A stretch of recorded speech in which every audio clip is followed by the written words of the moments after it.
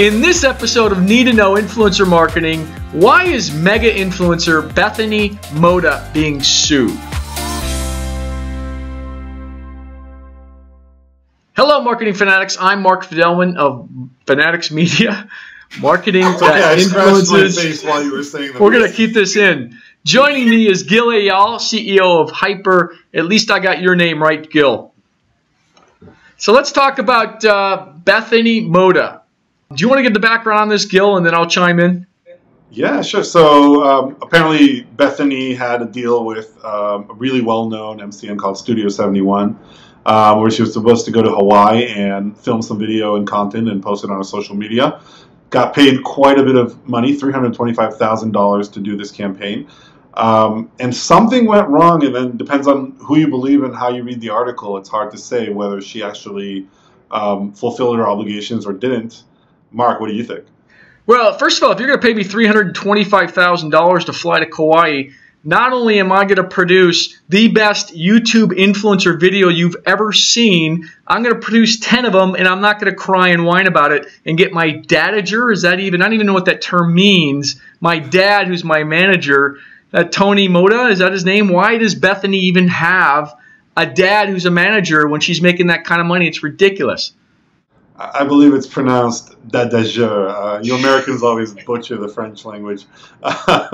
She has one because she doesn't want a real manager. I don't know why. It's weird. I mean, she has 10 million YouTube followers. There are Hollywood stars that don't have anywhere near that. She has an enormous following. She has a very good reputation.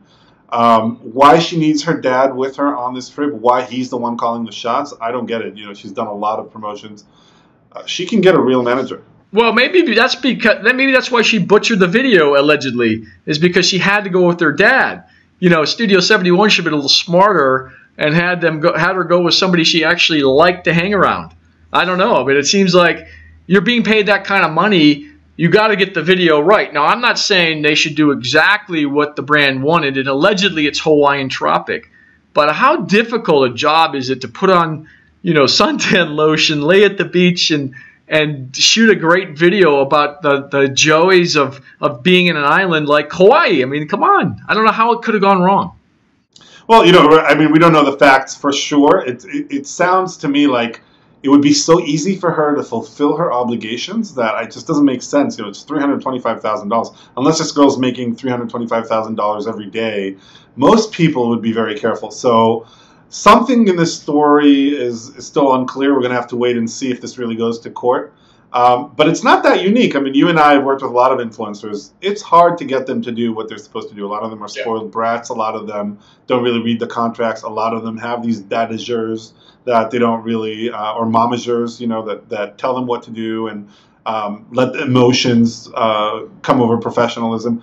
So there's a chance here that this could be really bad for her career.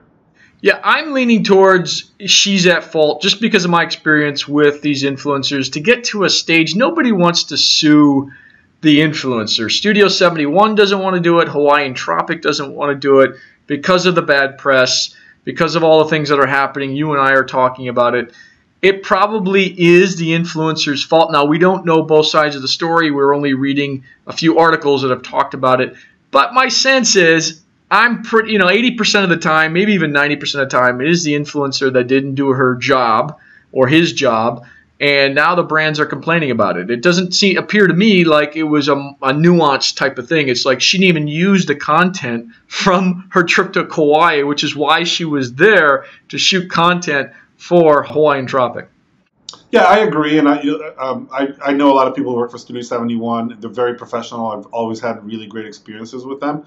Don't know what happened in this specific case. I have had cases where we've seen brands work with influencers and then not pay or change the terms in the last minute. So it's not always the influencer's fault, but This story just sounds like a little bizarre. I mean, it's $325,000. You would think the influencer could be not very strict about every little fact, you know.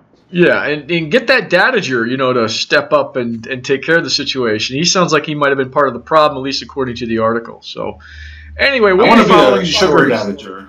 What's that? Is there anything like that?